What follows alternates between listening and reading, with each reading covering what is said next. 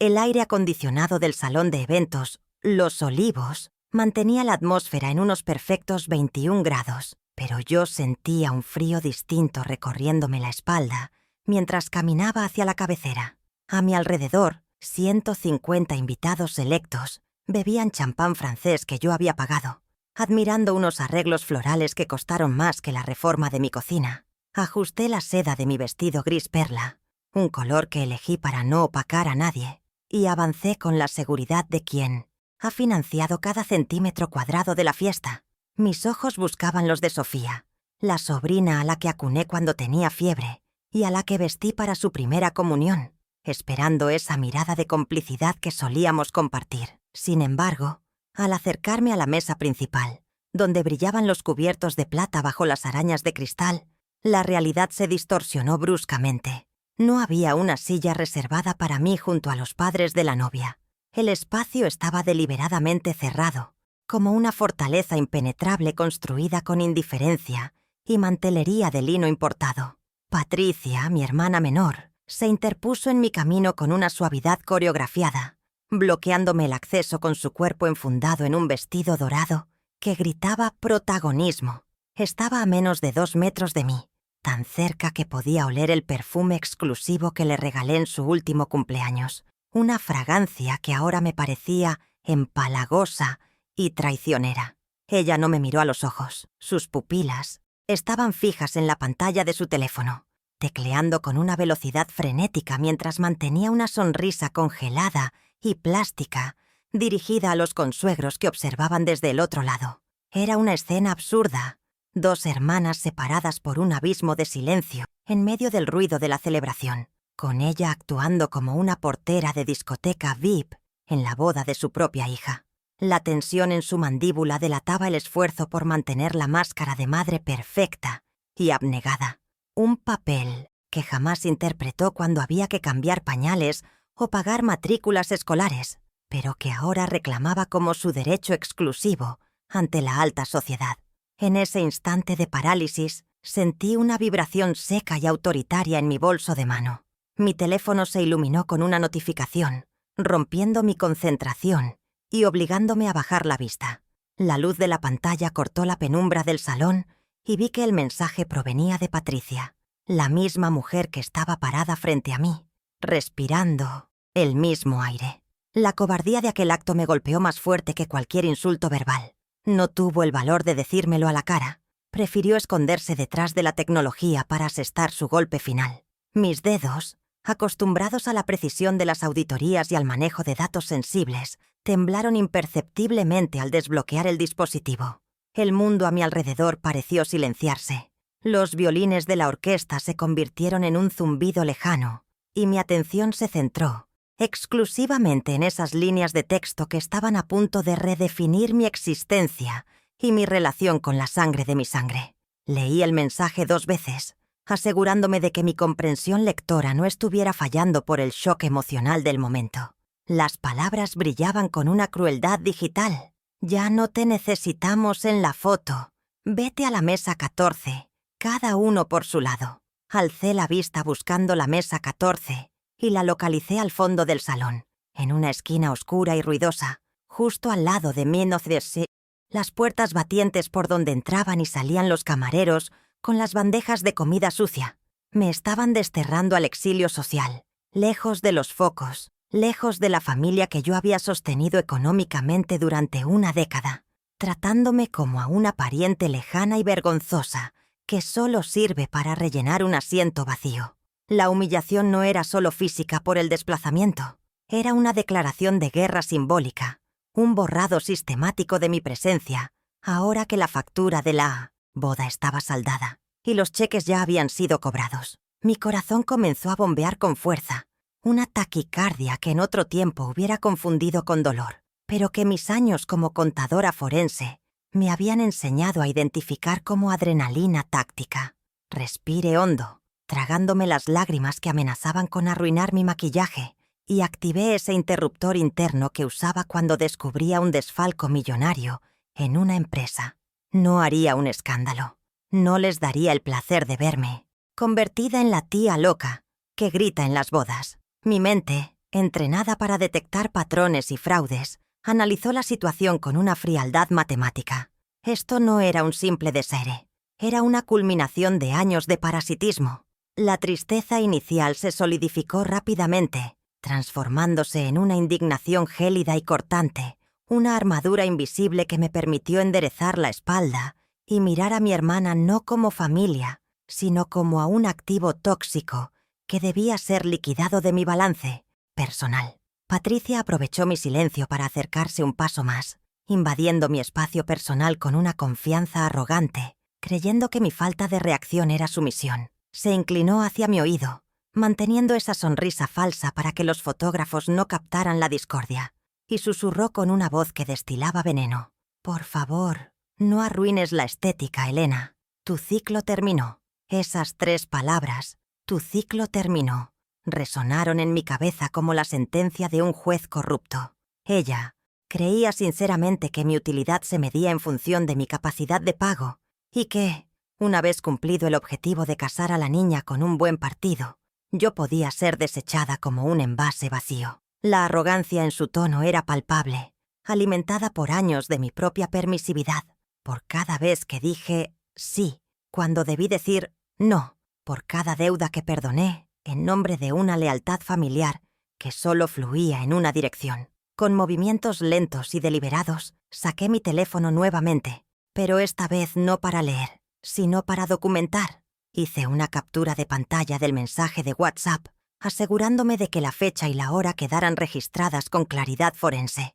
Luego, guardé el móvil en mi bolso de mano, sintiendo al hacerlo el peso metálico y frío de un juego de llaves maestras que nadie sabía que yo aún conservaba.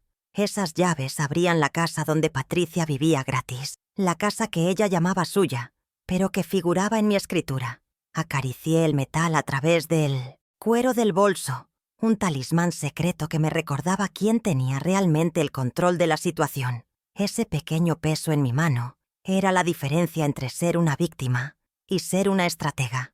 Era la prueba tangible de que, aunque me sacaran de la foto, yo seguía siendo la dueña del marco, del lienzo y del muro donde colgaban sus fantasías de riqueza. Levanté la vista y le dediqué a Patricia una sonrisa serena, casi maternal, pero desprovista de cualquier calidez humana. Una sonrisa que no llegó a mis ojos. La miré con la misma expresión clínica que usaba antes de presentar un informe de auditoría devastador a una junta directiva corrupta. «Tienes razón», dije con un tono de voz bajo, pero perfectamente modulado para que ella no perdiera ni una sílaba. «Mi ciclo de donante ha terminado. Mañana empieza el de acreedora». Vi cómo su sonrisa vacilaba por una fracción de segundo, una grieta imperceptible en su fachada de triunfo, pero su narcisismo le impidió entender la magnitud real de mi amenaza. Ella interpretó mis palabras como el refunfuño de una vieja herida, sin saber que acababa de activar un mecanismo legal y financiero que desmantelaría su vida de lujos prestados con la precisión de un bisturí. Di media vuelta con una elegancia que contrastaba con el desprecio que acababa de recibir, y comencé mi caminata hacia la mesa 14, contando mentalmente cada paso que me alejaba de ellos. 1, 2, 3. Cada paso era un ítem en una lista de cobro que ya se estaba redactando en mi cabeza. Mientras pasaba junto a las mesas de los invitados, no sentía vergüenza, sino una claridad meridiana. Miré los centros de mesa, las botellas de vino, el vestido de la novia a lo lejos, y ya no veía objetos de celebración, sino activos, facturas y comprobantes. Me senté en mi silla designada, cerca del ruido de la cocina. Saqué una pequeña libreta de mi bolso y un bolígrafo. Mientras los demás aplaudían la entrada de los novios, yo abrí la primera página en blanco. La fiesta había terminado para mí, pero la auditoría de mi vida acababa de comenzar, y el saldo final iba a ser aterrador para todos, menos para mí. Mi mente viajó 10 años atrás, aterrizando en la superficie pulida de mi escritorio de caoba, donde el talonario de cheques solía descansar como un testamento de mi devoción ciega. Recuerdo con claridad casi dolorosa el día exacto en que firmé el primer pago de la matrícula del colegio San Isidro, una institución bilingüe y elitista, que Patricia insistía que era vital para el futuro de Sofía. La pluma pesaba en mi mano, no por la gravedad, sino por la carga simbólica de asumir una responsabilidad que no me correspondía biológicamente. Era una mañana de martes, gris y lluviosa, y mientras yo calculaba mis finanzas para acomodar este nuevo gasto fijo, Patricia estaba en mi sala de estar, probándose sombreros de paja y pareos de seda. Ella no veía el sacrificio detrás de la tinta fresca en el papel, solo veía la libertad que ese cheque le compraba, permitiéndole delegar la educación de su hija en terceros, mientras ella perseguía quimeras de juventud eterna. La cifra era de $1,200 mensuales, un monto que para muchos representaba un salario completo, pero que para mi hermana era simplemente el costo operativo de mantener su estatus social a través de la niña. Multipliqué esa cifra por 12 meses, luego por los años venideros, y sentí un vértigo financiero que reprimí de inmediato. Me dije a mí misma que era una inversión en el capital humano de mi sobrina, una niña brillante que merecía más que la inestabilidad de su madre. Sin embargo, al entregarle el cheque a Patricia, ella ni siquiera lo miró. Lo guardó en su bolso con la indiferencia de quien recibe un volante en la calle. No hubo un gracias, solo un comentario superficial sobre cómo el uniforme del colegio combinaría con sus nuevos zapatos. Ese día mi cuenta bancaria comenzó a sangrar, y yo, en mi soledad autoimpuesta, decidí ser la gasa que cubría la herida sin saber que la hemorragia duraría una década.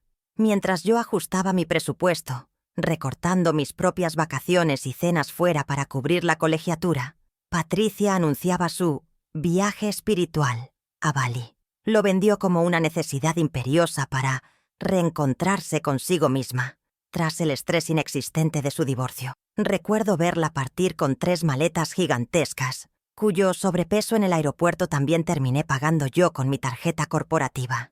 Ella se iba a playas de arena blanca y templos exóticos, financiada por la pensión alimenticia que nunca usaba para la niña, y por mis préstamos, que jamás devolvía.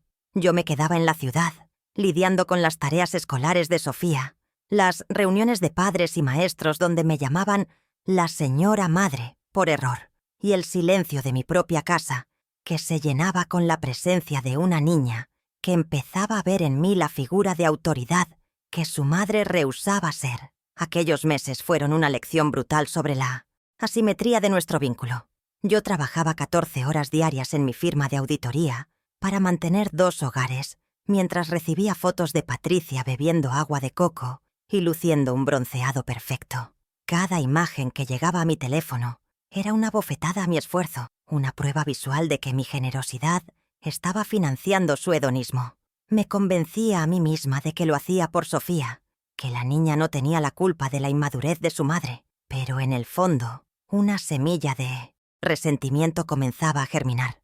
No era solo el dinero, era el tiempo, la energía vital que yo estaba drenando de mi propia existencia para bombearla en la de ellas. Patricia regresó de Bali bronceada y renovada, pero sin un centavo, y con la expectativa tácita de que el sistema de soporte que yo había montado seguiría funcionando indefinidamente. La escena cambió en mi memoria, saltando 4 años hacia adelante, a una noche sofocante de verano, hace 6 años. Sofía, entonces de 12 años, contrajo una varicela virulenta que la dejó postrada en cama con fiebre de 39 grados. Patricia, por supuesto, no estaba. Había conseguido una invitación de última hora para un fin de semana en un viñedo con un nuevo novio. Me quedé sola con la niña durante 14 noches consecutivas, convirtiendo mi habitación de huéspedes en una enfermería improvisada. Recuerdo el olor a loción de calamina y el calor febril de su pequeña mano, aferrada a la mía, en la oscuridad. Yo le cambiaba las sábanas empapadas de sudor cada 3 horas, le preparaba sopas y le leía cuentos hasta que mi voz se quebraba, asumiendo el rol de enfermera, madre y padre simultáneamente, mientras mi propia vida quedaba en suspenso. El costo de esas 2 semanas no fue solo físico, sino profesional y cuantificable en pérdidas directas. En ese momento, yo estaba a punto de cerrar un contrato de consultoría externa con una farmacéutica importante, un proyecto que hubiera significado una facturación de $8,000 netos. Tuve que cancelar reuniones clave, posponer entregas y finalmente perder el cliente porque no podía, en buena conciencia, dejar a una niña delirando de fiebre sola en casa. Cuando le expliqué la situación a Patricia por teléfono, su respuesta fue un suspiro de impaciencia, como si mi carrera fuera un pasatiempo irrelevante comparado con su vida social. Ese sacrificio financiero dolió, pero dolió más ver cómo mi reputación profesional, construida durante décadas de trabajo, impecable, se erosionaba por cubrir las negligencias de una madre ausente. Y luego estaba la llamada de FaceTime. Al quinto día de la enfermedad, Patricia se dignó a llamar. Apareció en la pantalla del iPad con una copa de vino en la mano y música de fondo, riendo con alguien fuera de cámara. «¿Cómo está mi princesa?», preguntó con esa voz impostada que usaba para la audiencia. La conversación duró exactamente 5 minutos. No preguntó por la fiebre, ni por si necesitábamos medicinas, ni mucho.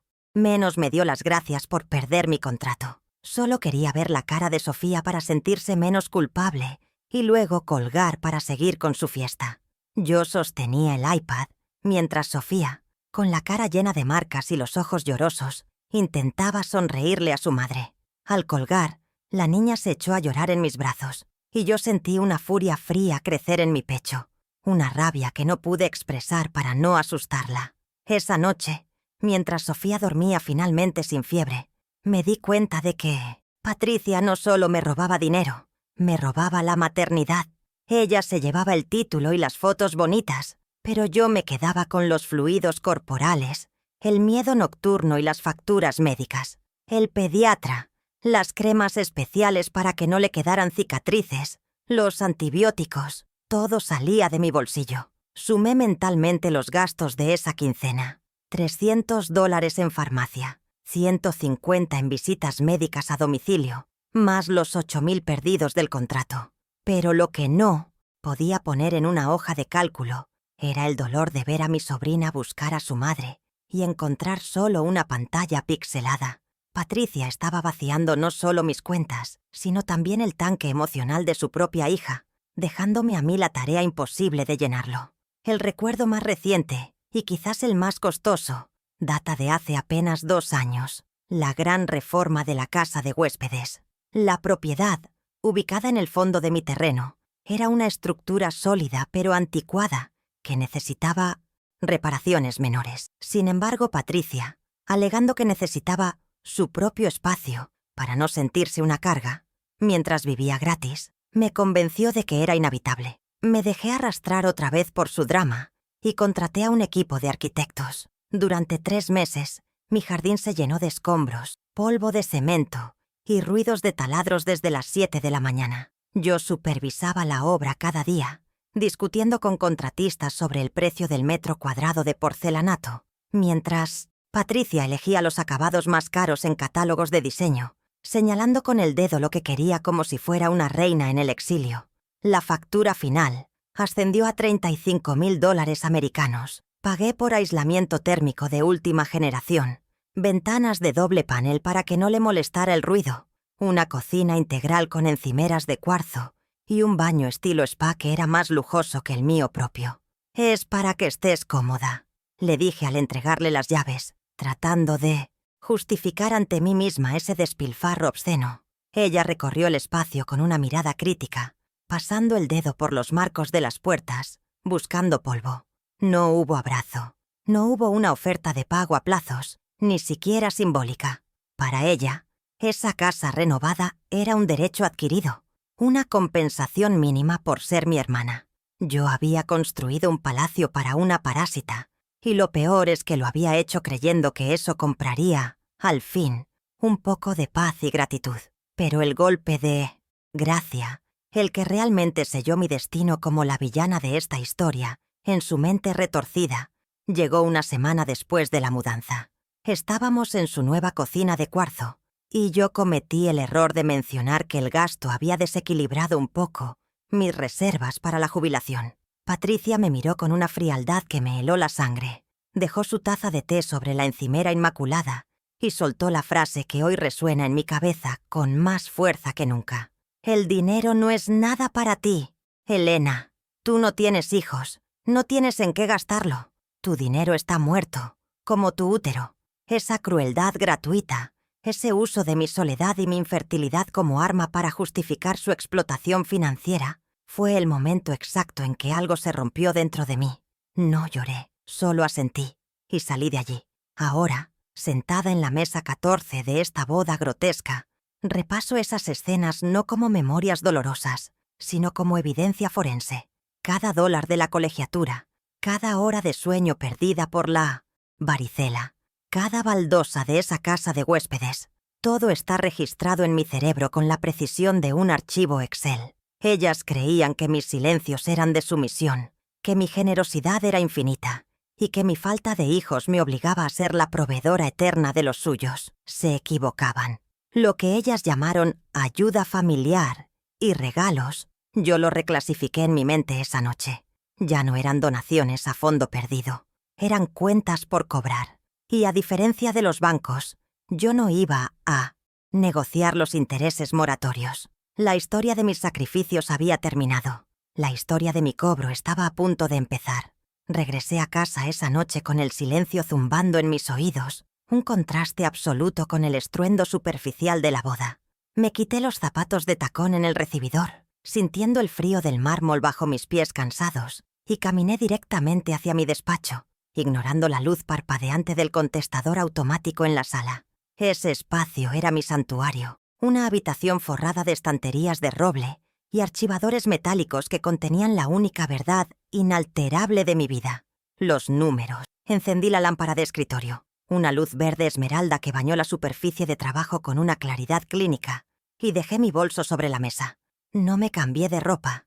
Necesitaba sentir la rigidez de la seda y las varillas del corsé para mantenerme alerta, como un soldado que duerme con las botas puestas antes de la batalla. Esa noche no iba a dormir. Esa noche iba a realizar la auditoría más importante de mi carrera, una que no buscaba salvar una empresa, sino recuperar mi dignidad. Me acerqué a la caja fuerte empotrada detrás de un cuadro abstracto que Patricia siempre detestó. Mis dedos giraron la combinación mecánica con memoria muscular. Derecha, izquierda, derecha. El clic metálico de la cerradura al abrirse sonó como el martillo de un juez golpeando el estrado. De su interior, extraje una carpeta de cuero negro, pesada y fría al tacto, que contenía los documentos fundacionales de mi patrimonio. La llevé al escritorio y la abrí con cuidado reverencial. Lo primero que saqué fue la escritura pública número 4INESI589, el documento original de la casa donde vivía Patricia. Alisé el papel timbrado, sintiendo la textura de la legalidad bajo mis yemas. Allí estaba, negro sobre blanco, la prueba irrefutable que contradecía la narrativa de casa familiar que mi hermana había vendido a sus amigos y a sí misma durante años. Leí la cláusula, tercera, subrayándola mentalmente, aunque me sabía el texto de memoria. Propiedad exclusiva de Elena, en pleno dominio. No había usufructo vitalicio, no había donación, no había ni siquiera un contrato de alquiler simbólico. Patricia vivía allí bajo la figura legal de comodato precario, una situación que se basa exclusivamente en la tolerancia del propietario y que puede ser revocada en cualquier momento, sin necesidad de justificar causa. Ella creía que la casa era suya por derecho divino o herencia moral, pero legalmente era una ocupante sin título. Ver ese documento físico, con sus sellos notariales y firmas originales, me dio una inyección de poder. No estaba desahuciando a mi hermana. Estaba recuperando un activo inmobiliario de 180 metros cuadrados que había sido secuestrado emocionalmente. Dejé la escritura a un lado, en la pila de activos recuperables, y me dirigí a los archivadores verticales. Abrí el cajón etiquetado como gastos varios familia, una etiqueta eufemística que escondía la realidad de mi sangría financiera. Saqué 3 carpetas abultadas, llenas de extractos bancarios que databan de hace una década.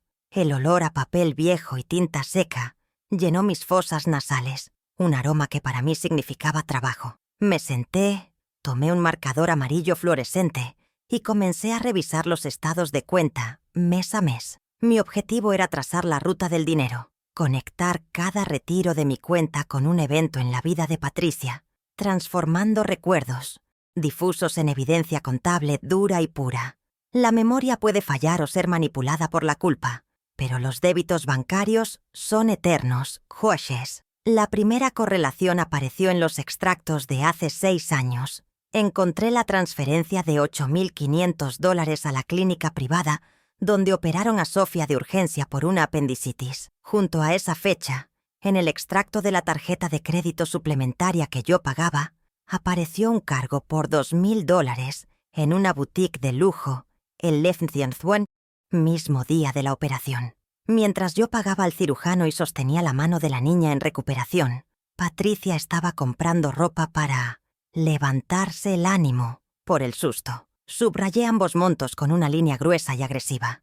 El contraste visual entre el gasto médico, necesidad, y el gasto suntuario, capricho, en la misma hoja de papel, era una radiografía moral de nuestra relación. No eran solo números, eran pruebas de negligencia materna, financiadas por mi estupidez fraternal. Continué, excavando en los estratos geológicos de mis finanzas. Encontré los registros de los préstamos para sus emprendimientos fallidos, una tienda de velas aromáticas que duró 3 meses, un curso de coaching ontológico que nunca terminó, una importación de bisutería que se perdió en la aduana. Cada uno de estos proyectos tenía una salida de dinero clara de mi cuenta. 5.000 aquí, 3.000 allá, 10.000 para el capital semilla. Lo fascinante, y lo que validaba mi caso, era la ausencia total de entradas o devoluciones. En 10 años de extractos, no había ni una sola transferencia de Patricia hacia mí, ni siquiera por un valor simbólico de $1. El flujo de capital era unidireccional, un río caudaloso que desembocaba en un desierto, que lo absorbía todo, sin florecer jamás. Luego pasé a la evidencia digital. Abrí mi portátil y accedí a mi cuenta de correo electrónico antigua, la que usaba para gestiones personales. Escribí en el buscador la frase clave: «Te lo pago». El sistema arrojó 54 resultados. Sentí una risa seca escapar de mi garganta. 54 promesas rotas, 54 mentiras digitales. Comencé a abrir los correos uno por uno. Había correos de hace 8 años. «Elena, por favor, paga la matrícula de este mes. Te lo pago en cuanto me salga el divorcio». Correos de hace 4. «Necesito cambiar las llantas del coche por seguridad de la niña. Te lo pago con el aguinaldo», que nunca tuvo. Cada correo era un reconocimiento de deuda explícito. Ella admitía que el dinero no era un regalo, sino un préstamo. Imprimí cada uno de esos correos. El zumbido rítmico de la impresora láser, escupiendo hojas calientes, era música para mis oídos. A medida que las páginas se acumulaban en la bandeja de salida, se formaba una torre de papel que representaba la hipocresía de Patricia. Estos correos eran vitales porque interrumpían cualquier prescripción legal. Al reconocer la deuda repetidamente por escrito, Patricia había mantenido viva la obligación financiera ante la ley. No podía alegar que eran donaciones si ella misma había prometido devolverlo.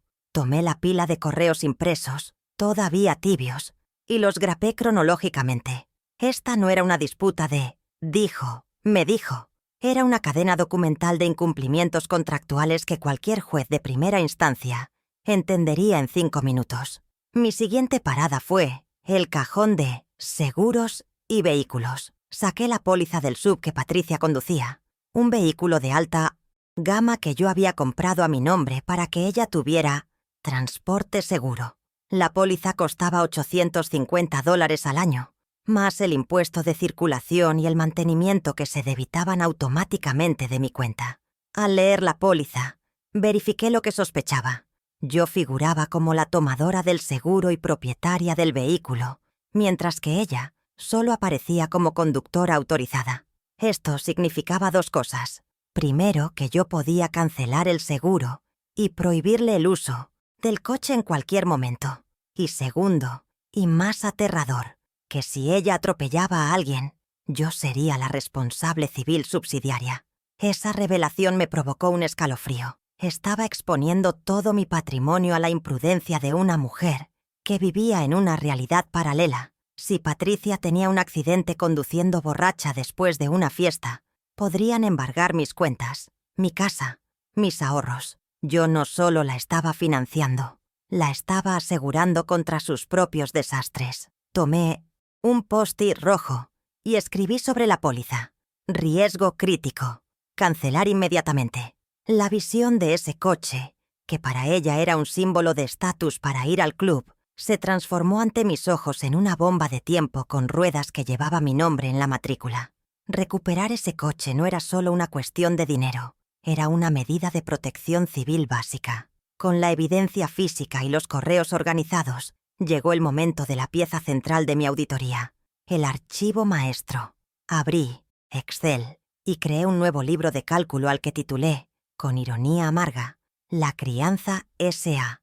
Comencé a crear pestañas, una por cada mes de los últimos 10 años, 120 pestañas en total. Mis dedos volaban sobre el teclado numérico, ingresando datos con una velocidad vertiginosa: fecha, concepto, monto, categoría, evidencia, referencia al extracto o factura. Enero 2014. Uniformes escolares, 450. Febrero 2014. Ortodoncia Sofía, 1200. Marzo 2014. Reparación goteras Casa Patricia, 800. La pantalla se llenaba de filas y columnas, una matriz de datos que cuantificaba el amor en dólares y centavos. A las 3 de la mañana, mis ojos ardían, pero no podía detenerme. Estaba en un estado de flujo, canalizando 10 años de frustración a través de las funciones de autosuma y tablas dinámicas. Categoricé los gastos: educación, salud, vivienda, manutención, ocio de Patricia. La categoría de ocio creció desproporcionadamente. Viajes, cenas, ropa, peluquería, masajes, todo pagado con la tarjeta adicional que yo le di para emergencias. Resulta que para Patricia, una emergencia era no tener el bolso de temporada. Ver los patrones de gasto en gráficos de barras fue revelador. Los picos de gasto de ella siempre coincidían con mis momentos de mayor vulnerabilidad laboral o personal, como si oliera cuando estaba yo demasiado ocupada para revisar los estados de cuenta. Hacia las 5 de la mañana, llegué a la última pestaña, el mes actual. Ingresé el último gasto, el regalo de bodas de Sofía, un cheque de $5,000 que afortunadamente aún no habían cobrado y que planeaba cancelar al amanecer, más el costo de mi vestido y el transporte. Luego, fui a la pestaña de resumen general y vinculé todas las celdas para obtener el gran total. Presioné Enter y contuve la respiración mientras el procesador calculaba. La cifra apareció en negrita, fuente tamaño 24, fondo rojo, 240.450 USD, $240.450. Me quedé mirando el número, parpadeando. Era el precio de un apartamento de lujo, de una jubilación dorada, de una vida entera de seguridad. Ese número no era solo una cifra, era el robo sistemático de mi futuro. Sentí una mezcla de náusea y claridad. No había sido ayuda, había sido un desfalco continuado con el agravante de abuso de confianza. Imprimí el resumen ejecutivo, una sola hoja que condensaba la tragedia de mi década perdida. Tomé esa hoja, junto con la escritura de la casa, los correos impresos, la póliza del coche y los extractos bancarios resaltados, y los metí todo en una carpeta roja de cartón rígido. En la portada, con un rotulador negro permanente, escribí una sola palabra en mayúsculas: auditoría. Cerré la carpeta y el sonido seco del cartón al doblarse fue definitivo. Me levanté de la silla, sintiendo la rigidez en mis articulaciones tras horas de inmovilidad tensa. Caminé hacia la ventana y descorrí la cortina. El sol empezaba a despuntar, tiñendo el cielo de un gris azulado. La ciudad despertaba, ajena a la guerra que se había declarado en mi despacho. Miré hacia el fondo del jardín, hacia la casa de huéspedes donde Patricia dormía, probablemente la borrachera de la boda, segura en su cama de sábanas de hilo egipcio que yo pagué. Ella pensaba que el día traería resaca y fotos de Instagram. No tenía idea de que el sol salía para iluminar el campo de batalla donde ella ya había perdido. Fui a la cocina y me preparé un café negro, cargado, sin azúcar. Mientras el líquido oscuro goteaba en la taza, repasé mentalmente la lista de aliados. Necesitaba validar legalmente esta montaña de evidencia. Necesitaba convertir estos papeles en balas El nombre del doctor Valladares surgió en mi mente como la única opción lógica. Antiguo colega, notario implacable, hombre de leyes que entendía que los contratos verbales valen lo que vale el papel en el que están escritos. Nada. Él sabría cómo redactar el requerimiento de pago para que tuviera fuerza ejecutiva. Él transformaría mi dolor en un procedimiento judicial imparable. Volví al despacho y metí la carpeta roja en mi maletín de trabajo, junto a mi ordenador portátil. Ya no me sentía la tía soltera y triste de la mesa 14. Me sentía peligrosa. Tenía en mis manos el poder de destruir su mundo de fantasía en 48 horas. La venganza fría de la que hablaban las novelas se sentía en realidad extrañamente calmada, como cuadrar un balance que ha estado desajustado por demasiado tiempo. No había ira caliente, solo la certeza de la corrección. Miré el reloj, las 6:30 de la mañana. Tiempo suficiente para ducharme, vestirme con mi traje de sastre más intimidante y estar en la puerta del despacho de Valladares antes de que su secretaria encendiera la cafetera. Patricia me había dicho que mi ciclo había terminado. Alisé mi falda imaginaria y tomé las llaves del coche. Pobre Patricia. No sabía que en contabilidad, cuando un ciclo termina, es solo porque se cierra el libro para abrir uno nuevo. Y en este nuevo libro, ella estaba en la columna de pasivos a liquidar. Salí de casa con el maletín en la mano, sintiendo que pesaba toneladas, no por los papeles, sino por la verdad que contenía. El aire de la mañana me golpeó la cara, fresco y limpio.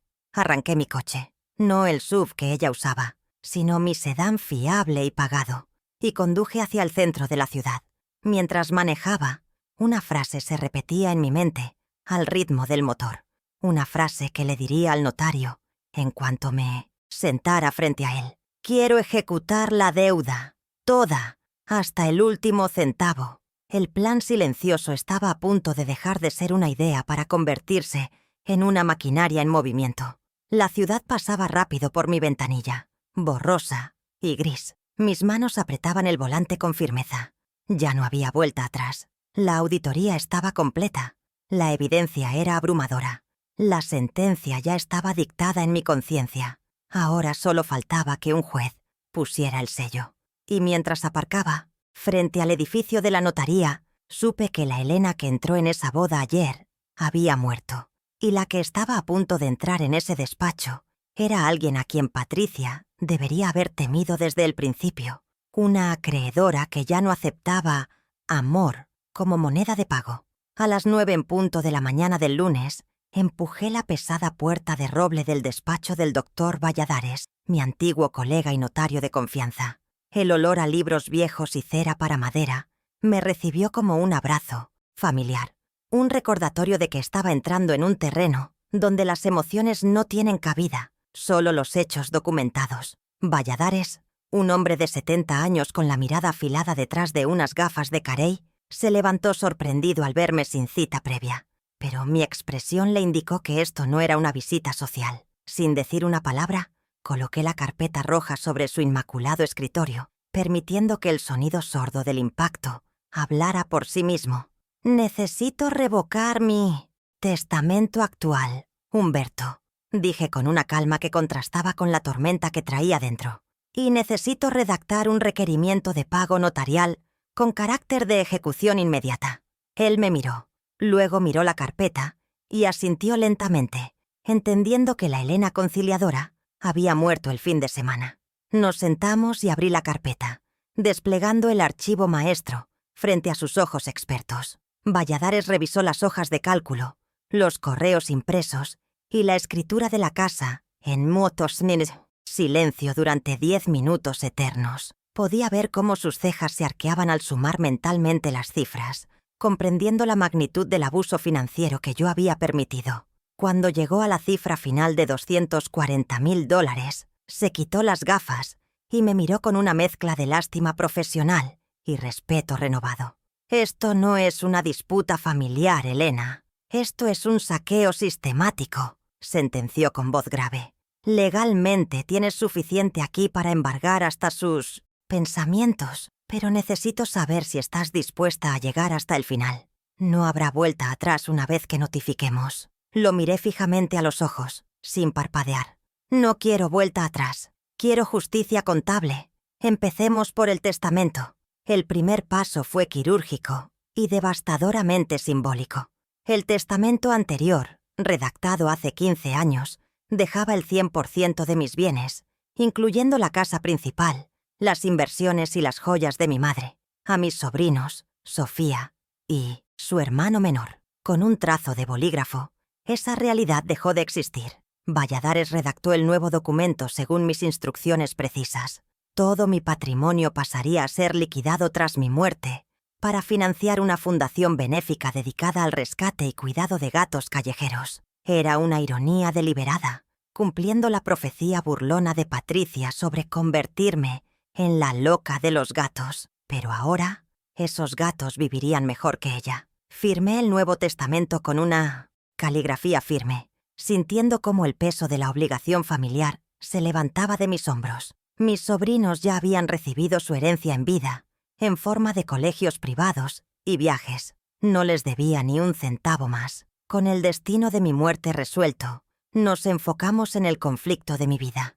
Redactamos el requerimiento de pago, basándonos en el reconocimiento de deuda implícito en los correos electrónicos. Valladares sugirió una estrategia de asfixia legal. No demandaríamos el desalojo inmediato, lo cual podría tardar meses en tribunales, sino que notificaríamos la terminación del comodato precario por incumplimiento de condiciones, dándole un plazo perentorio de 48 horas para proponer un plan de pagos o abandonar la propiedad voluntariamente. Si se negaba, activaríamos la cláusula de recuperación de posesión. La redacción era fría, técnica y aterradora para cualquiera que no tuviera un buen abogado, y yo sabía que Patricia no tenía dinero para pagar uno. Definimos la fecha de envío del burofax para el día 7, dándome una semana para preparar el terreno y cortar sus suministros logísticos. Salí de la notaría a las 11 de la mañana con una copia sellada de mis nuevas instrucciones y me dirigí directamente a mi sucursal bancaria. Pedí hablar con el gerente de cuentas, un joven amable que conocía mi historial impecable. Le solicité la cancelación inmediata e irrevocable de las 3 tarjetas de crédito suplementarias que estaban a nombre de Pondesios, Patricia y Sofía. Cuando el gerente me preguntó si había sido víctima de fraude, le respondí con una sonrisa gélida. No exactamente fraude. Digamos que los beneficiarios han dejado de cumplir con los criterios de elegibilidad de mi programa de subsidios. Verlo cortar los plásticos con las tijeras sobre su escritorio me produjo un placer visceral. Esos rectángulos de plástico eran las arterias por las que fluía mi dinero hacia sus caprichos. Cortarlos era detener la hemorragia de golpe. Regreso en mi casa. Convertí mi despacho en un centro de comando para la guerra digital. Era el día 3 de mi plan y tocaba la fase de apagón de servicios. Patricia, en su inmensa comodidad, jamás se había molestado en poner los servicios básicos a su nombre. Todo: luz, agua, internet de fibra óptica, plataformas de streaming, estaba domiciliado en mis cuentas para simplificar. Me senté frente al ordenador y comencé por lo más trivial, pero psicológicamente molesto: el entretenimiento. Entré a las cuentas de Netflix, Amazon Prime, Spotify y HBO. Una por una, cambié las contraseñas, cerré las sesiones en todos los dispositivos vinculados y actualicé los correos de recuperación. Imaginé la escena en su casa esa noche, intentando ver su serie favorita para evadir la realidad, solo para encontrarse con una pantalla de inicio de sesión que le negaba el acceso. Era un recordatorio mesurado. Sin mi dinero, no hay diversión. Luego pasé a la infraestructura crítica. Accedí al portal de la compañía eléctrica y solicité una baja temporal por reformas para el medidor que correspondía a la casa de huéspedes, programada para el día 10 a las 8 de la mañana. Hice lo mismo con el servicio de agua y el proveedor de Internet. No quería dejarla sin servicios hoy mismo. Necesitaba que la notificación legal llegara primero para que no pudiera alegar ignorancia o accidente. El corte de suministro sería la consecuencia física de su negativa a pagar, no un acto de vandalismo aleatorio. Guardé los números de confirmación de cada gestión en mi Excel, en una nueva columna titulada Ejecución de sanciones. Cada clic del ratón era un paso más hacia la recuperación de mi soberanía territorial. El siguiente punto en la agenda era el vehículo. Llamé a mi corredora de seguros y solicité la suspensión de la póliza del SUV a partir de la medianoche del domingo. Voy a vender el coche, mentí con naturalidad. Así que necesito que no tenga cobertura de circulación para evitar responsabilidades. La agente tramitó la baja sin preguntas. Ahora, si Patricia sacaba el coche del garaje, estaría conduciendo ilegalmente. Además, busqué en el cajón de las llaves de repuesto y encontré la copia electrónica del SUV. La probé discretamente acercándome a la cochera compartida. El coche respondió con un parpadeo de luces. Sabía que Patricia guardaba su juego de llaves en un cuenco en la entrada, descuidada como siempre. Planifiqué recuperar el vehículo en la madrugada del día 10, usando mi llave maestra para abrir el portón y mi copia para llevarme el coche mientras ella dormía. Sin seguro y sin coche, su movilidad quedaría reducida a cero. Durante los días siguientes, el silencio fue mi arma principal. Patricia me llamó 5 veces el martes y 7 el miércoles. Seguramente sus tarjetas habían empezado a rebotar en las cafeterías y tiendas. Vi sus llamadas entrar en mi móvil, mostrando su foto sonriente, y las dejé sonar hasta que saltó el buzón de voz. No bloqueé su número. Quería ver su desesperación en tiempo real. Quería tener el registro de sus intentos de contacto para demostrar acoso si fuera necesario. Escuché los mensajes de voz más tarde. Pasaron de la confusión. Elena, creo que hay un error con la tarjeta. A la exigencia. Arregla esto ahora. Tengo que comprar cosas. Y finalmente a la ira. Eres una egoísta. No respondí a ninguno. Mi silencio era la respuesta más elocuente que podía darle. Le estaba enseñando lo que se siente cuando el cajero automático está fuera de servicio. Llegó el día 7, la fecha marcada en rojo en mi calendario. Redacté la versión final de la factura de crianza y manutención que acompañaría al burofax legal. No era un documento emocional, era un desglose contable frío. Adjunté el resumen del Excel que sumaba los $240,450. Al pie de la página, escribí una nota simple. Este monto es exigible de inmediato. Se aceptan planes de pago razonables previa garantía hipotecaria o de bienes muebles. En 1900, su defecto se requiere la devolución de la propiedad y los activos, vehículo, en 48 horas. Metí los documentos en un sobre oficial, sintiendo que estaba enviando una declaración de independencia, no solo una factura. Fui a la oficina de correos personalmente para enviar el burofax. Pagué el extra por el servicio de acuse de recibo y certificación de contenido, lo que significaba que el cartero tendría que entregarle el documento en mano y ella tendría que firmar o dejar constancia de que se rechazó. De cualquier forma, legalmente se daría por notificada. El empleado de correos selló el comprobante y me lo entregó. Miré la hora, 10:45 am. En menos de 24 horas, Patricia tendría en sus manos la prueba física de que su vida de parásito había terminado. La cuenta atrás de 48 horas comenzaría en el momento en que su firma tocara ese papel digital del cartero.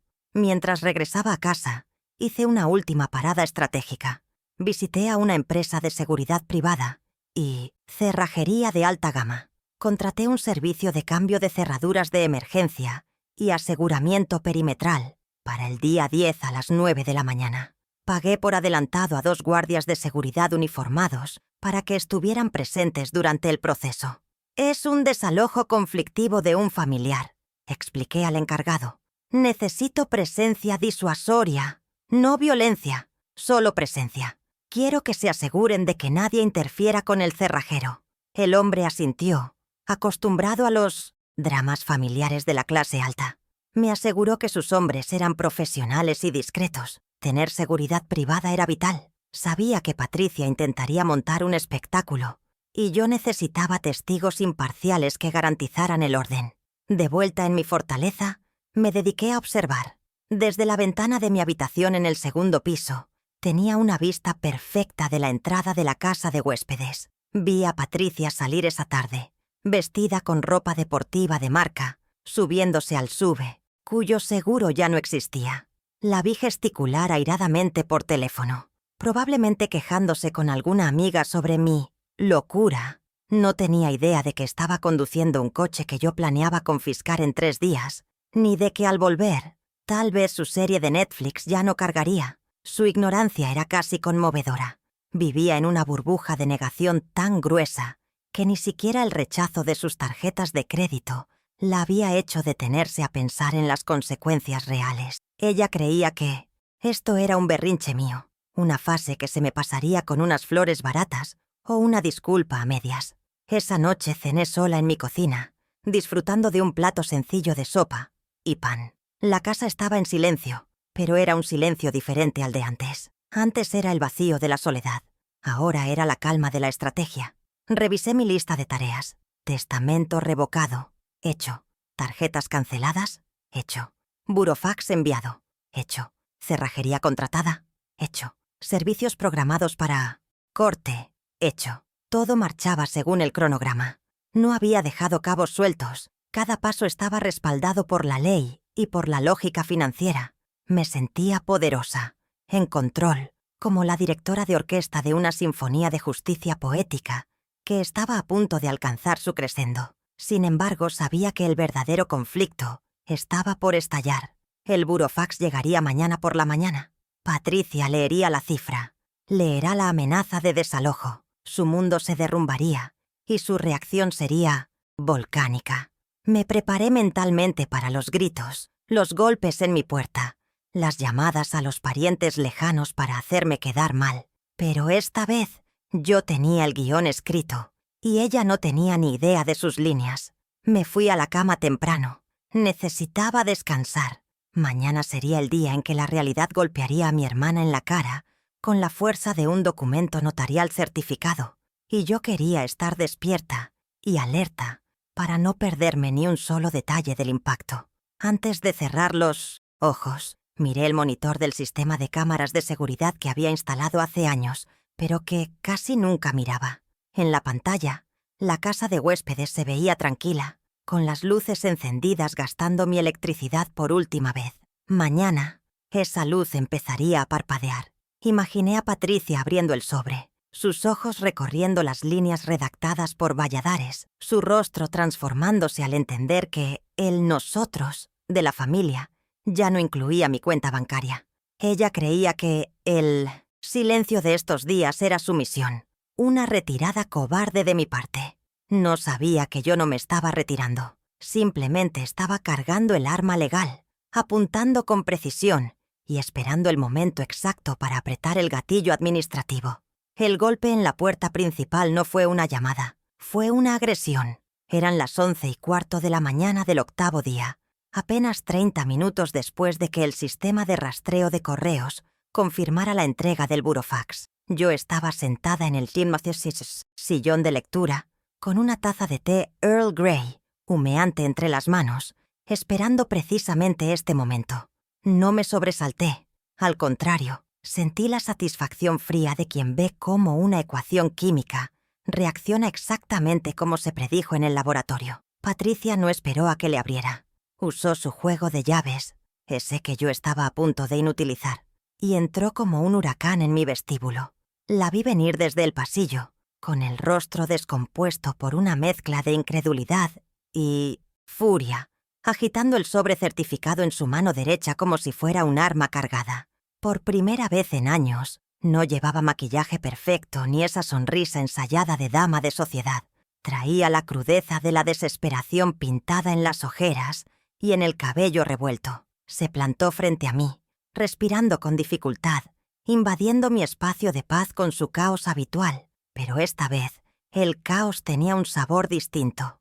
Miedo. «¿Qué demonios significa esto, Elena?», gritó, lanzando los papeles sobre la mesa baja de cristal, donde aterrizaron desparramados junto a mi tetera de porcelana. «Me ha llegado una notificación judicial de desalojo. ¿Has perdido la cabeza? ¿Estás senil?». Su voz rebotaba en las paredes altas de la sala, aguda y estridente. Era la reacción típica de un narcisista cuando se le confronta con límites, negar la realidad y atacar al mensajero. Ella no veía la deuda ni el abuso, solo veía una afrenta personal, una traición de la hermana solterona que debería estar agradecida por tener a alguien a quien servir. La miré por encima del borde de mi taza, sin levantarme, manteniendo mi posición de poder sentada, obligándola a ella a estar de pie, inestable y agitada. No es una locura, Patricia, y ciertamente no estoy senil. Es una auditoría, respondí con una voz suave pero firme, contrastando deliberadamente con sus gritos. Y esos papeles no son una amenaza, son una factura. ¿Leíste la cifra final o te detuviste en el título? Ella balbuceó, desconcertada, por mi falta de emoción. Esperaba una pelea a gritos, lágrimas, recriminaciones emocionales donde ella pudiera manipularme con la culpa. Pero se encontró con una pared de hielo. Agarró la hoja del resumen ejecutivo, arrugándola con sus dedos de manicura francesa. $240,000. Esto es ridículo. Soy tu hermana, no tu empleada. El dinero de familia no se cobra. Su argumento era predecible. La carta de la sangre, el comodín que había usado durante una década para justificar su estilo de vida parasitario a mi costa. Dejé la taza en el plato con un tintineo delicado y me puse de pie lentamente, alisando mi falda. La familia se ayuda en las crisis, Patricia.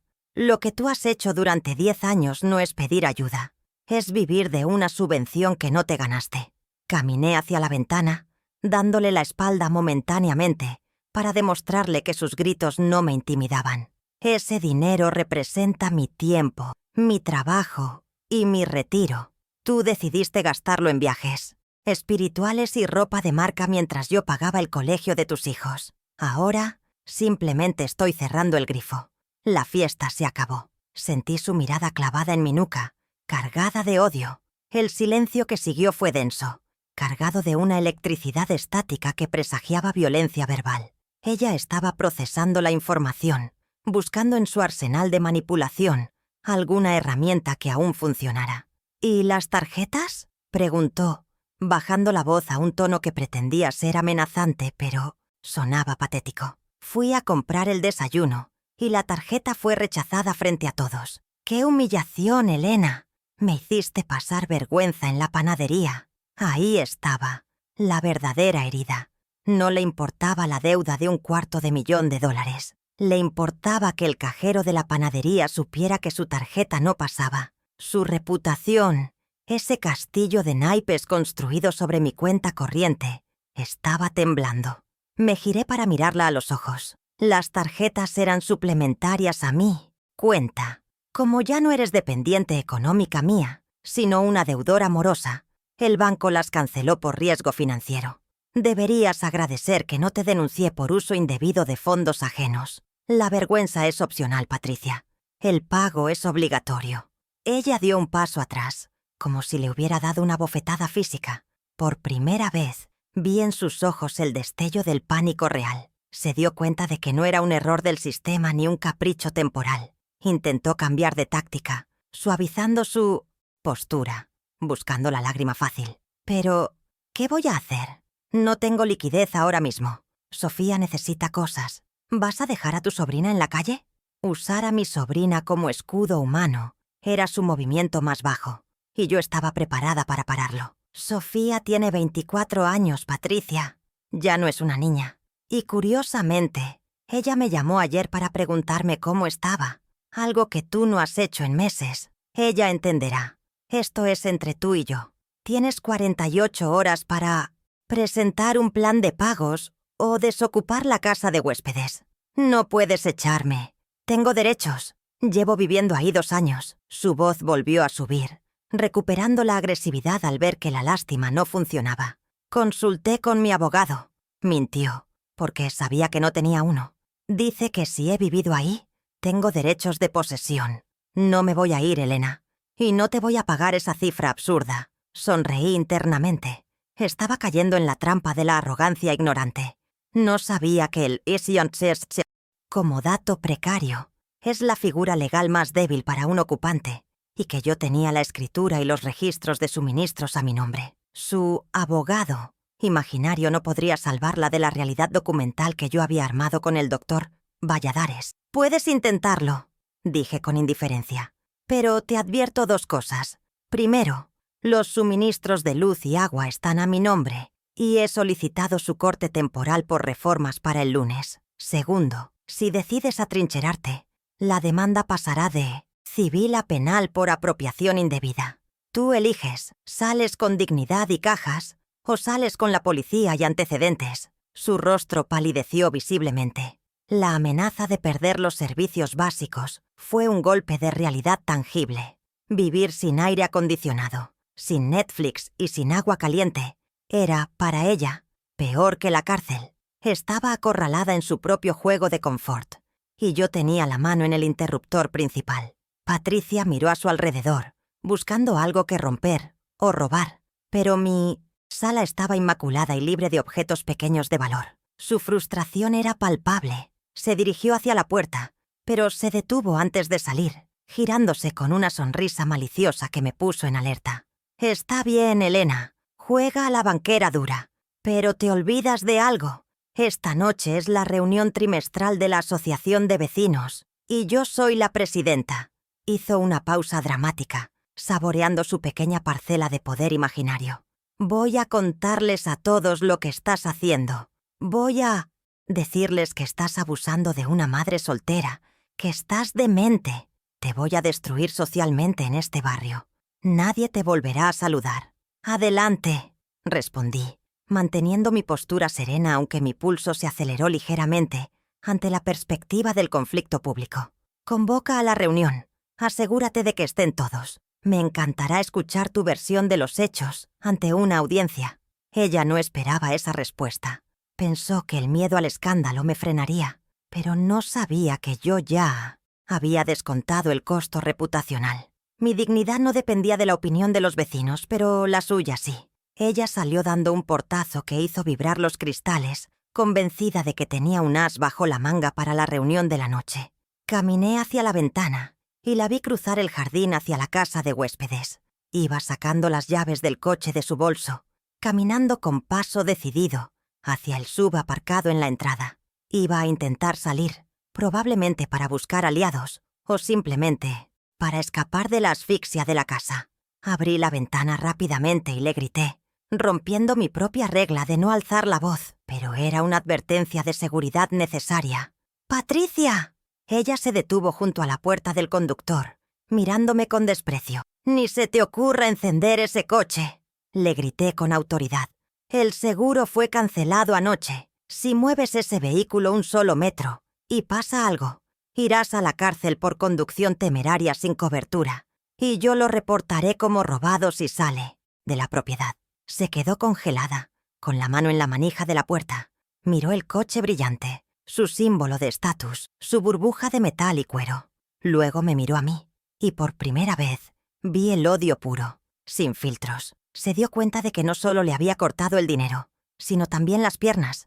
Estaba atrapada en mi propiedad, sin recursos, sin transporte legal y sin suministros garantizados. Soltó la manija como si quemara y le dio una patada al neumático, un gesto infantil de impotencia que confirmó mi pequeña victoria. El coche se quedaba, ella se quedaba. El cerco se había cerrado completamente. La vi regresar caminando a la casa de huéspedes, derrotada pero maquinando. Entró y cerró la puerta con fuerza. Sabía que no se rendiría tan fácil. La reunión de vecinos de esa noche era su última carta, su intento desesperado de usar la presión social para doblegarme.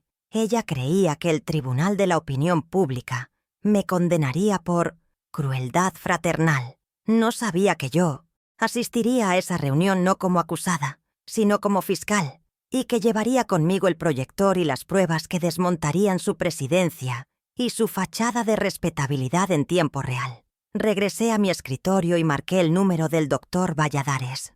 «Humberto». La notificación fue recibida y la reacción fue hostil, como esperábamos. Le informé brevemente. «Ella amenaza con difamarme en la reunión de condominio de hoy». Escuché su risa seca al otro lado de la línea. «Perfecto», dijo él. «Eso nos da la oportunidad de hacer la notificación de desalojo pública. Y con testigos. Lleva la escritura original, Elena. Y recuerda, quien tiene el título de propiedad tiene la palabra». Colgué el teléfono y miré el reloj. Faltaban 6 horas para la reunión. Me senté a preparar mi presentación para la noche. No sería un discurso improvisado, sería una demolición controlada. Seleccioné los documentos clave, la escritura que probaba que la casa donde ella vivía y que le daba derecho a ser presidenta del condominio era mía, y la hoja de cálculo de la deuda. Patricia quería un espectáculo público. Yo le daría una clase magistral de realidad. Mientras organizaba los papeles en mi maletín, sentí una extraña calma. El miedo al conflicto se había disipado, reemplazado por la certeza de que la verdad, cuando está respaldada por documentos notariales, es indestructible. Ella creía que iba a una reunión social. No sabía que estaba caminando hacia su propio juicio final. Llegué al salón comunal del condominio Los Cedros 5 minutos antes de la hora señalada, llevando mi maletín de cuero como si fuera un escudo de armas. El ambiente en el recinto era de una formalidad tensa, típica de estas reuniones donde se debaten presupuestos de jardinería como si fueran tratados de paz internacionales. Había unas 40 personas sentadas en filas de sillas plegables, una mezcla de propietarios jubilados y profesionales jóvenes que miraban sus teléfonos con aburrimiento. Al frente, en una mesa elevada cubierta con un mantel verde institucional, estaba Patricia presidiendo la sesión. Se había cambiado de ropa. Ahora lucía un traje sastre blanco impecable, proyectando esa imagen de eficiencia ejecutiva que tanto le gustaba fingir. Golpeaba suavemente el micrófono con un bolígrafo de plata, sonriendo a sus súbditos con una benevolencia ensayada, ignorando que el suelo bajo sus tacones de aguja estaba a punto de abrirse. Me deslicé por el pasillo lateral y me ubiqué en la última fila, en una silla discreta cerca de la puerta de salida, justo donde la acústica del salón permitía escuchar hasta los susurros. Patricia me vio entrar. Sus ojos se entrecerraron momentáneamente, un destello de pánico que reprimió con una rapidez admirable. Ella confiaba en que mi aversión al escándalo me mantendría callada en un rincón, o mejor aún, que mi presencia allí era un intento silencioso de pedir clemencia tras nuestra discusión de la mañana. Tomó la palabra, su voz amplificada, resonando con una autoridad impostada. «Buenas noches, vecinos. Antes de pasar al orden del día sobre la reparación de la piscina, debo abordar un tema desagradable de seguridad. Tenemos personas no gratas en la sala que perturban la paz de nuestra comunidad». Las cabezas de los presentes comenzaron a girar, buscando al intruso, y Patricia señaló sutilmente hacia mi rincón con un gesto teatral de pesar. «Mi hermana Elena está aquí», continuó, adoptando un tono de víctima sufrida.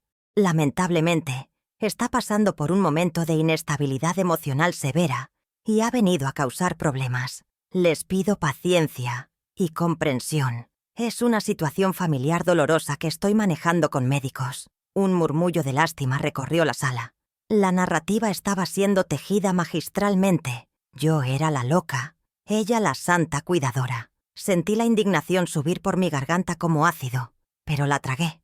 No iba a defender mi cordura con palabras, iba a defender mi propiedad con documentos. Me puse de pie lentamente, con la calma de quien se levanta para recibir un premio, no una acusación. El sonido de mi silla arrastrándose contra el piso de madera cortó el murmullo general, atrayendo todas las miradas hacia mí. Caminé hacia el frente con paso medido, ignorando las miradas de lástima y curiosidad de los vecinos que conocía desde hacía años. Patricia intentó frenarme desde el micrófono. «Elena, por favor, no hagas esto más difícil. Siéntate o tendré que pedirte que salgas. No eres miembro de esta junta». Llegué hasta el pie del estrado y me detuve, mirándola fijamente a los ojos desde abajo, sosteniendo su mirada hasta que ella parpadeó. «Tienes razón en una cosa, Patricia», dije con voz clara y proyectada, sin necesitar micrófono. «No soy miembro de la junta, soy la dueña del edificio donde se asienta tu presidencia, y solicito la palabra por alusión propietaria y fraude estatutario». La frase «fraude estatutario» flotó en el aire, pesada y técnica, silenciando inmediatamente cualquier cuchicheo. Saqué de mi maletín el cable HDMI que siempre llevaba para mis presentaciones forenses y, con un movimiento fluido, desconecté su ordenador del proyector central y conecté el mío. La pantalla gigante detrás de ella parpadeó en azul un segundo, antes de mostrar una imagen nítida en alta resolución. La escritura pública número 489.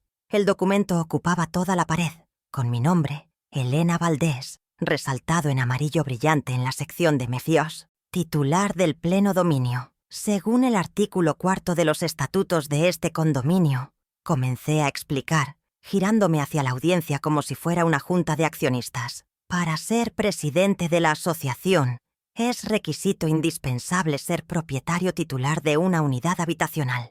La señora Patricia ocupa la unidad 4B en calidad de huésped precaria, no de propietaria. Por lo tanto, su presidencia es nula de pleno derecho desde el día 1.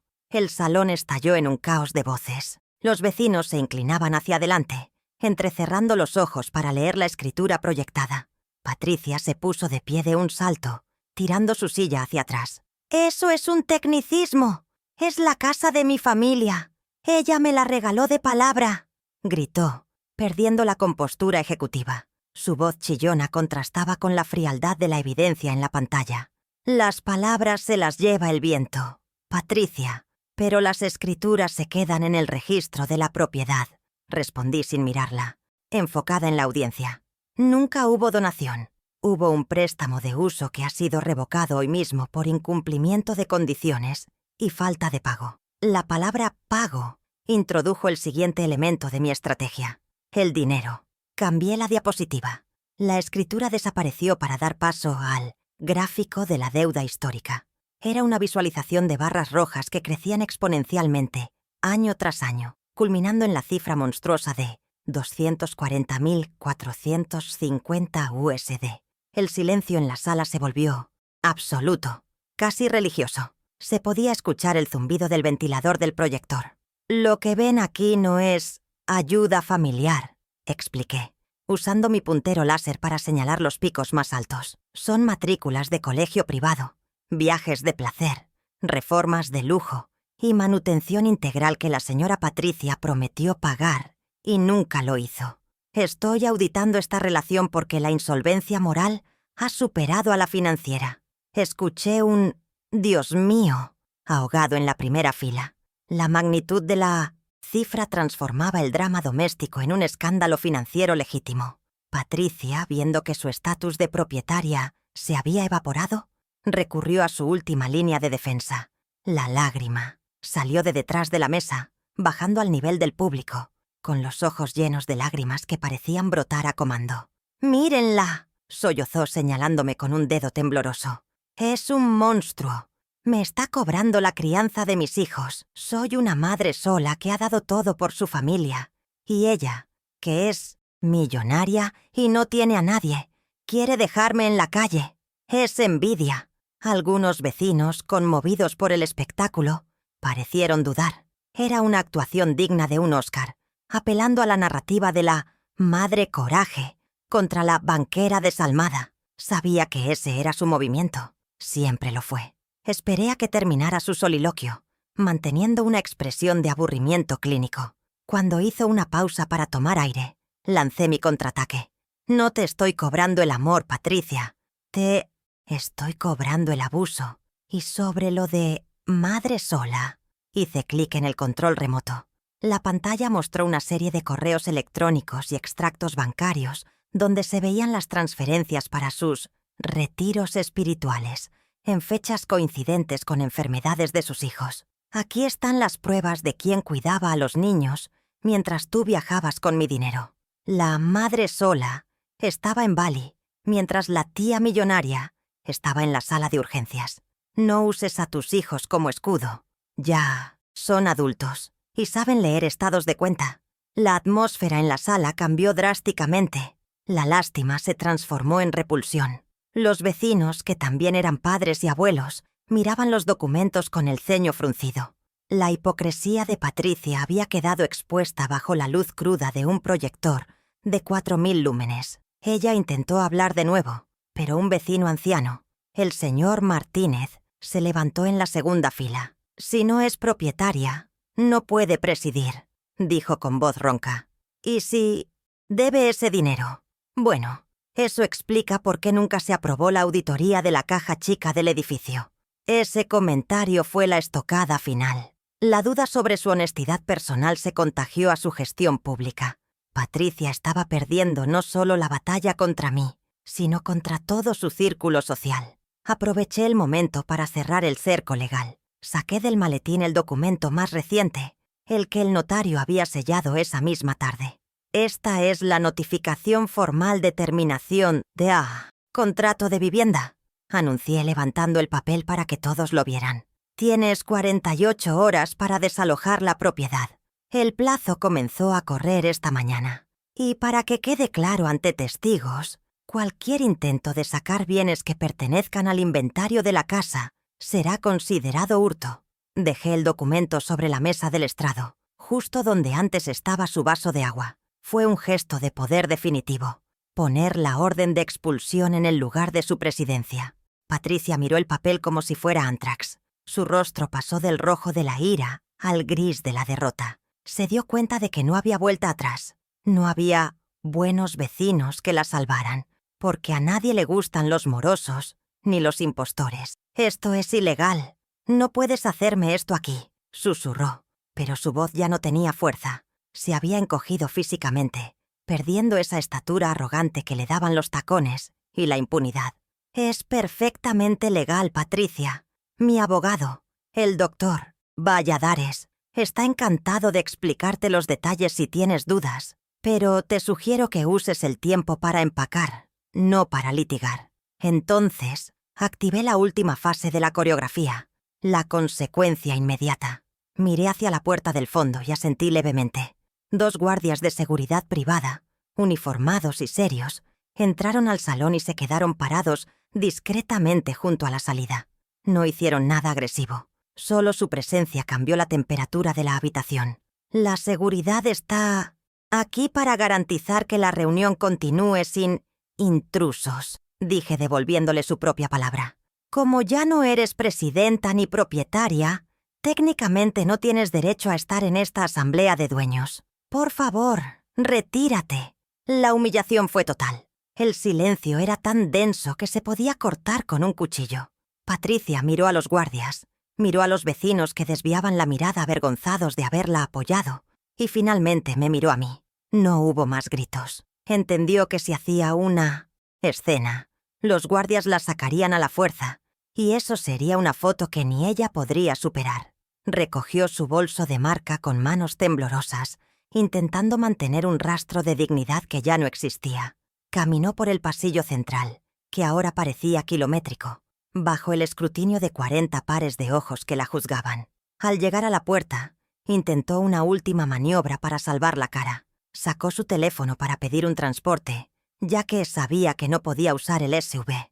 La vi teclear furiosamente en la aplicación de Uber, esperando que al menos una tarjeta funcionara.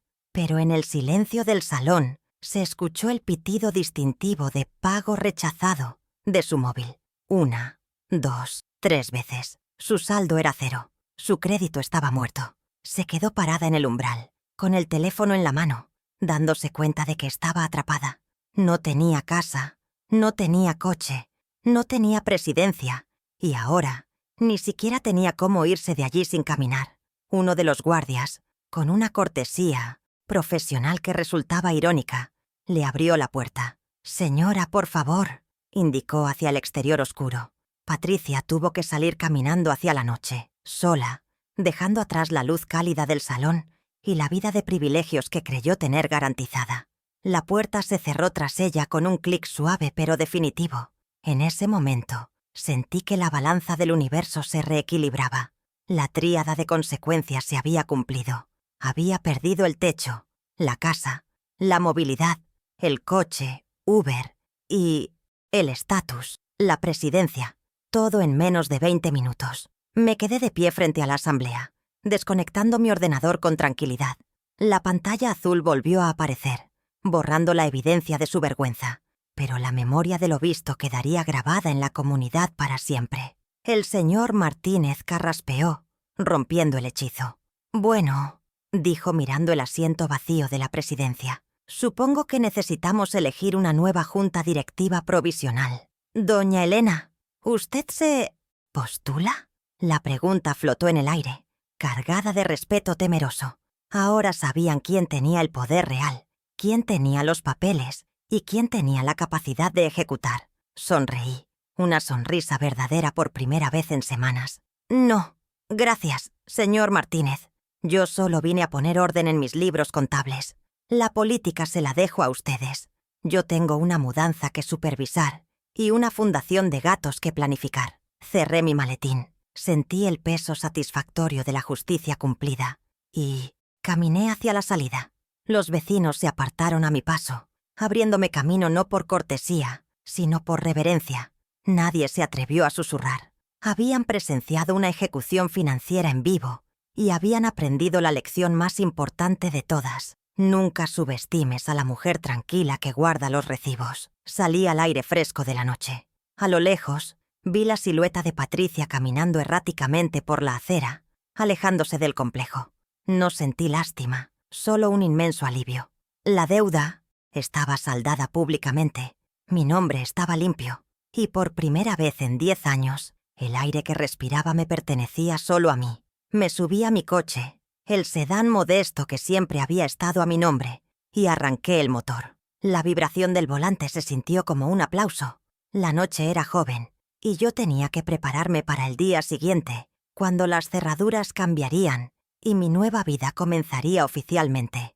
La mañana siguiente a la reunión de condominio, el sol entró por mis ventanas con una claridad que no recordaba haber visto en años. A las 9 en punto, tal como estaba programado, llegaron los cerrajeros escoltados por el equipo de seguridad privada.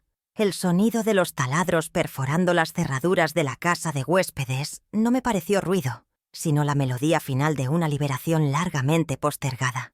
Observé desde el porche cómo cambiaban los bombines, reemplazando las viejas llaves que Patricia había duplicado sin permiso por sistemas de seguridad biométricos de alta tecnología. Ella envió a una empresa de mudanzas barata al mediodía para recoger sus cosas. No tuvo el valor de venir en persona. Ver sus cajas de diseñador siendo apiladas en un camión de carga genérico fue el cierre visual que necesitaba. Su vida de lujo prestado se desmantelaba para caber en un transporte de carga ordinario. 2 semanas después, puse a la venta la casa de huéspedes, segregando esa parte del terreno con una rapidez burocrática que sorprendió incluso al doctor Valladares. El mercado inmobiliario estaba hambriento, y la propiedad, con sus acabados de lujo financiados por mi estupidez anterior, se vendió en tiempo récord.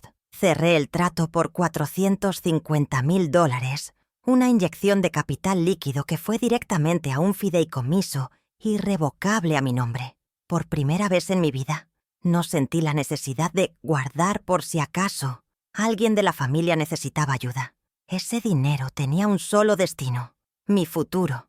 Reservé una suite en Miniaturins, Brisa Marina, una residencia para adultos mayores de ultra lujo frente al mar, asegurando mi vejez con los estándares de una reina, no de una tía soltera y sacrificada.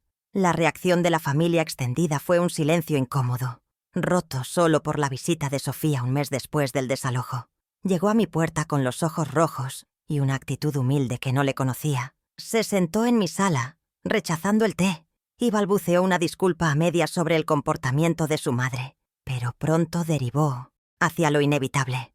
«Tía, mamá la está pasando muy mal en su apartamento alquilado. Es muy pequeño y... bueno, yo quería saber si...». La interrumpí levantando la mano suavemente. No iba a permitir que la manipulación generacional se reiniciara.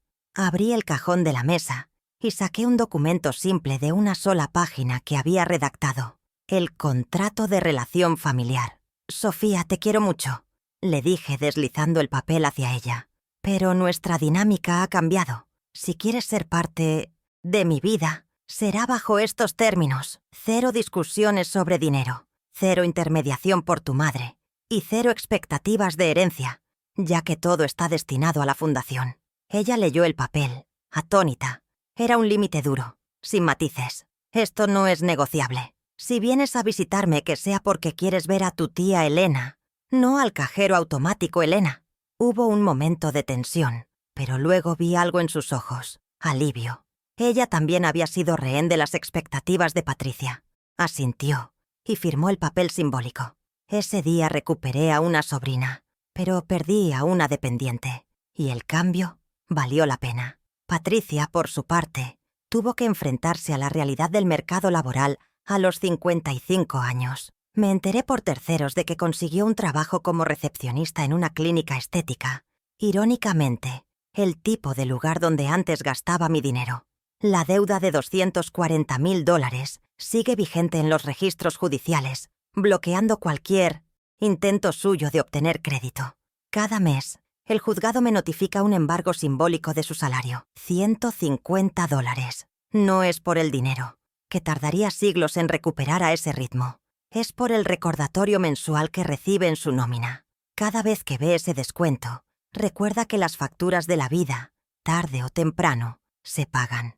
Mi rutina diaria se transformó radicalmente. Los martes y jueves, en lugar de revisar estados de cuenta o supervisar reformas ajenas, asisto a clases de pintura al óleo en el centro cultural. El olor a trementina y linaza ha reemplazado al olor del estrés. Estoy pintando un paisaje marino, lleno de azules profundos y grises tormentosos que se abren a la luz. Mi instructor dice que tengo una mirada analítica para la composición y me río sola. Años auditando desastres financieros me enseñaron a ver dónde sobra y dónde falta equilibrio, una habilidad que ahora aplico al lienzo en lugar de a la vida de mi hermana. He recuperado el placer de las pequeñas cosas que antes me negaba por ahorrar para los chicos. Compro el café de grano caro, viajo en primera clase cuando visito museos en la capital y he contratado a un jardinero para que cuide mis rosas, tarea que antes hacía yo misma para no gastar. Mi casa, que antes se sentía vacía y ecoica, ahora se siente espaciosa y tranquila. El silencio ya no es soledad, es soberanía. Mis gatos, 2 siameses rescatados que adopté como primeros beneficiarios de mi nueva filosofía, duermen en los sillones que Patricia decía que eran demasiado elegantes para animales. A veces, cuando paso por delante de la sección de la casa que vendí, veo a los nuevos dueños, una pareja joven de arquitectos, cuidando el jardín. Me saludan con respeto y cordialidad, una relación vecinal sana, basada en límites claros y propiedad privada. No hay dramas, no hay exigencias, no hay chantaje emocional. Es refrescante. Me doy cuenta de que pasé años construyendo un refugio para otros y me olvidé de habitar mi propio castillo. Ahora, cada ladrillo, cada minuto y cada dólar me pertenecen absolutamente. La auditoría de mi vida me enseñó que la dignidad tiene un precio de mercado, y yo lo pagué con 10 años de paciencia. Pero el retorno de inversión ha sido infinito. Ya no soy la pobre tía Elena. Soy Elena, la mujer que se atrevió a presentar la factura. Mis amigos, los verdaderos, celebraron mi liberación. El doctor Valladares incluso me invitó a cenar para brindar por el mejor caso de reestructuración de pasivos familiares que había visto. Brindamos con un vino que Patricia jamás habría apreciado, y el sabor fue dulce. Recientemente recibí un correo de Patricia. No era una disculpa, por supuesto. Su narcisismo no se lo permite. Era un enlace a un artículo sobre la importancia del perdón en la familia. Lo borré sin abrirlo y bloqueé el remitente. No necesito perdonar para avanzar. Solo necesitaba cobrar para cerrar el ciclo. El perdón es un acto espiritual. La deuda era un hecho contable. Y mis cuentas, finalmente, están saldadas y en perfecto equilibrio. Ayer terminé mi cuadro. Lo colgué en la pared donde antes estaba el retrato de la boda de Patricia. Es una vista de un acantilado resistiendo el embate de las olas. Lo firmé con mi nombre completo, Elena Valdés, en letras rojas en la esquina inferior derecha. Al mirarlo, entendí que yo soy ese acantilado, erosionada por el tiempo y las tormentas, pero todavía de pie, sólida, inamovible y con una vista privilegiada del horizonte que me gané a pulso. Miro mi agenda para la próxima semana. Visita a la residencia en la playa para elegir los muebles, clase de pintura, cena con Sofía, cada una pagando su parte. No hay urgencias, no hay préstamos, no hay crisis fabricadas. La paz es una agenda vacía de obligaciones ajenas. Me siento en mi sillón, acaricio a uno de los gatos y respiro hondo, sintiendo cómo el aire llena mis pulmones sin la opresión de la culpa. La lección fue dura, pero necesaria. Aprendí que el amor incondicional no significa financiación ilimitada. Aprendí que decir no es una oración completa. Y sobre todo, aprendí que mi valor no reside en lo útil que soy para los demás, sino en lo fiel que soy a mí misma. Cerré el libro de mi pasado con un golpe seco y definitivo, dejándolo en la estantería de las lecciones aprendidas, listo para acumular polvo mientras yo salgo a vivir. Me levanto, apago la luz del despacho y camino hacia la salida, lista para mi paseo vespertino. La brisa es fresca y el futuro es un cheque en blanco que solo yo puedo firmar. Como siempre digo ahora cuando alguien apela a los lazos de sangre para pedir favores indebidos, la sangre te hace pariente, pero la lealtad te hace familia. Y mi lealtad ahora me pertenece a mí.